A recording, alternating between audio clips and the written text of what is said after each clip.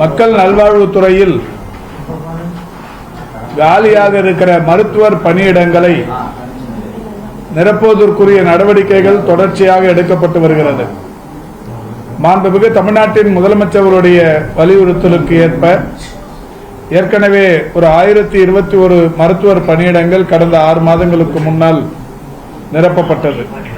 அந்த வகையில் நடப்பாண்டுக்கும் எதிர்வரும் 2026 வரையிலான காலி பணியிடங்களை மனதில் கொண்டு அரைசிங் வேகன்சிஸ் என்கின்ற வகையில் இருக்கிற ஒட்டுமொத்த காலி பணியிடங்கள் 2553 என்று கண்டறியப்பட்டது.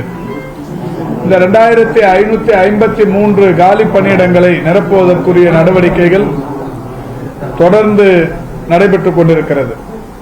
அந்த வகையில் இந்த 2553 காலி பணியிடங்களை நிரப்புவதற்கு 23,917 பேர் விண்ணப்பித்திருக்கிறார்கள்.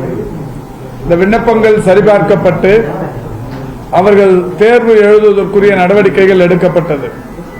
23,917 பேரும் ஆன்லைனில் தேர்வு எழுதுவதற்கு பெரிய நிறுவனங்கள் மட்டுமே அது நடத்த இயலும் என்கின்ற வகையில் ஒரு பெரிய நிறுவனத்தோடு பேசி தேர்வு தேதி அறிவிக்கப்பட்டது.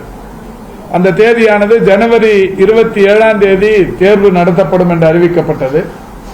இந்த நிலையில் மாண்புமிகு தமிழ்நாட்டின் முதலமைச்சர் அவர்கள் இந்த தேதியை இன்னும் கொஞ்சம் அட்வான்ஸ் படுத்தி முன்கூட்டியே இந்த தேர்வை நடத்தி பணியிடங்களை விரைந்து நிரப்புவதற்குரிய நடவடிக்கைகள் எடுக்க வேண்டும் என்று அறிவுறுத்தி அதற்கேற்ற வகையில் அந்த நிறுவனத்தோடு பேசி இன்றைக்கு ஜனவரி 5 என்று அந்த தேதி மாற்றப்பட்டிருக்கிறது.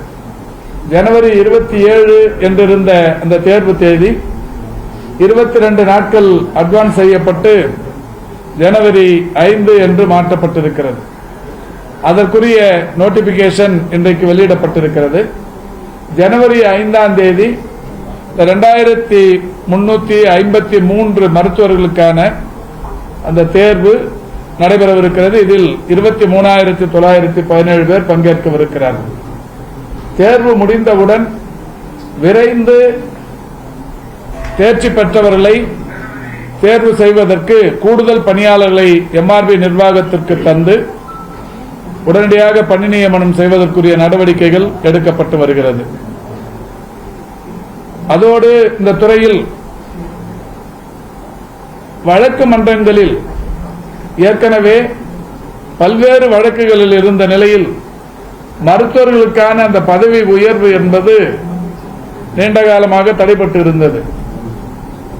நீதிமன்றங்களின் வழக்குகள் ஒவ்வொன்றாக தீர்வுக்கு வந்து தற்போது பல்வேறு துறைகளில் அந்த பதவி உயர்வுகள் கடந்த 1 வார காலமாக நிரப்பப்பட்டு வருகிறது. அந்த வகையில் மருத்துவ கல்வி மற்றும் ஆராய்ச்சி இயக்குநரக கட்டுப்பாட்டின் கீழ் இயங்குகிற அரசு மருத்துவக் கல்லூரிகளில் உதவி பேராசிரியர் அந்த பணியிடங்களிலிருந்து இணை பேராசிரியர்கள் என்கின்ற வகையிலான அந்த பதவி உயர்வு 296 பேருக்கு வழங்கப்பட்டு அதற்கான பணியாணைகள் தரப்பட்டிருக்கிறது.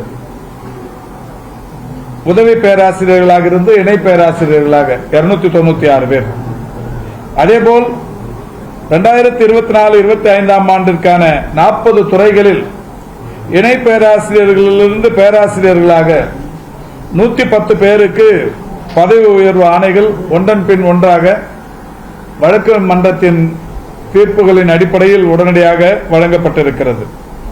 இதோடு மட்டுமல்லாது மருத்துவ மற்றும் ஊரக நலப்பணி இயக்குநரகத்தில் இணை இயக்குனர் பொறுப்புகளில் இருந்தவர்களுக்கு கூடுதல் இயக்குநர்களாக பதவி உயர்வு 4 பேருக்கு அளிக்கப்பட்டு அவர்கள் பணியில் இணைந்திருக்கிறார்கள். முதன்மை குடிமை மருத்துவரிலிருந்து இணை இயக்குநர்களாக 18 பேர் பதவி உயர்வு பெற்றிருக்கிறார்கள். ஆக மொத்தம் இந்த 1 வார காலத்தில் மட்டும் மருத்துவத்துறையில் 428 முதுகலை பேராசிரியர்களுக்கு பதவி உயர்வுகள் வழங்கப்பட்டிருக்கிறது. பல்வேறு வழக்குகளில் இருந்து தீர்வு காணப்பட்ட நிலையில் இப்பொழுது இந்த 428 பேருக்கு பணியாணைகள் வழங்கப்பட்டு இருக்கிறது. அதோடு மட்டுமல்லாது செவிலியர்களை பொறுத்தவரை நீண்ட நாட்களாக தொகுப்பூதியத்திலிருந்து பணியாற்றியவர்கள் ஒரு 1200 பேர். இந்த 1200 பேருக்கும் இன்றைக்கு நிரந்தர செவிலியர்களாக மாற்றுகிற அந்த பணி நடைபெற்றது. அந்த வகையில் மாண்புமிகு முதல்வர் அவர்களுடைய வழிகாட்டுதலை ஏற்று இந்த 1200 தொகுப்பூதிய செவிலியர்கள் நிரந்தர செவிலியர்களாக இன்றைக்கு மாற்றப்பட்டிருக்கிறார்கள். இந்த 1200 பேருக்கும் கலந்தாய்வு நடத்தி கலந்தாய்வின் மூலம் அவரவர்களுக்கு பணியாணைகள் என்கின்ற வகையில் கலந்தாய்வு நடத்தப்பட்டது. கடந்த 14, 15 ஆகிய 2 நாட்கள் டிஎம்எஸ் வளாகத்தில் கலந்தாய்வு நடத்தப்பட்டு இந்த 1200 பேருக்கும் பணியாணைகள் தயார் நிலையில் இருக்கிறது. அதேபோல் கொரோனா காலத்தில் பணியாற்றியவர்கள் தொகுப்பூதிய அடிப்படையில் அவர்களை இணைப்பதற்கு ஒரு 940 பேர், அதற்கான ஆணைகள் வழங்குவதற்கு இன்றைக்கு கலந்தாய்வு நடைபெற்றுக் கொண்டிருக்கிறது. இன்றைக்கு நடைபெறுகிற இந்த கலந்தாய்வின் மூலம் கொரோனா காலத்தில் பணியாற்றிய இந்த 940 பேர் அநேகமாக அனைவருக்குமே இதோடு கடைசி இந்த 940 பேருக்குமே இன்றைக்கு இவர்கள் தொகுப்பூதிய அடிப்படையில் இணைகிறார்கள். தொகுப்பூதியத்திற்கு வந்து கொஞ்ச காலம் பணியாற்றியதற்கு பிறகு அவர்கள் நிரந்தர பணியாளர்களாக மாறுவார்கள். எனவே அந்த வகையில் ஒரு 940 பேர் இன்றைக்கு அவர்களுக்கான கலந்தாய்வு டிஎம்எஸ் வளாகத்தில் நடைபெற்றுக் கொண்டிருக்கிறது.